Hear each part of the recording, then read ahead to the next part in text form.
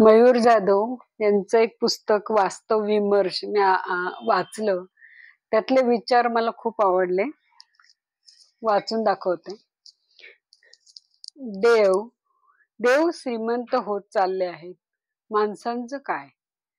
पंढरपूर, तुळजापूर, अक्कलकोट, शिर्डी, शिंगणापूर, आपल्या आसपासची काही मोठी ही तीर्थक्षेत्रे यांचा उल्लेख मी यासाठी करते कारण यापैकी कोणत्याही ठिकाणी तुम्ही कोणत्याही क्षणी जा, कोणत्याही ठिकाणी तुम्ही कोणत्याही क्षणी जा, येथील मंदिरांना, ट्रस्टना वेगवेगळ्या स्वरूपात देणग्या देऊन परमेश्वराकडून कृपादृष्टी करून घेणाऱ्या हजारो लाखो लोकांच्या रांगा आपल्याला पाहायला मिळतील.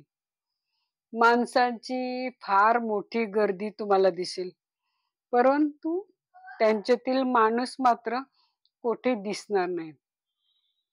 तुमचा अंतरात्मा देखील तुम्हाला विचारेल की या माणसाच्या गर्दीत माणूस कुठे आहे.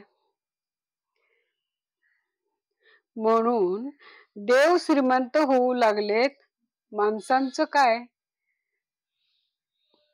माणसे गरीब होऊ लागलीत, माणूस पैशाने श्रीमंत होतोय. पण श्रीमंती म्हणजे फक्त पैसा नाही. श्रीमंतीच्या इतरही व्याख्या आहेत आणि त्या व्याख्यांच्या चौकटीत मात्र माणूस खूप गरीब होत चाललाय. एका कवीनी म्हटलंय, अरे माणसा, श्रीमंत जरी तू, तुझं मन भिकारी, स्वार्थात रंगविले तुझी रात्र सारी, जीवनाची प्रभातही तुला झाली भारी. जीवनाची प्रभातही तुला झाली भारी.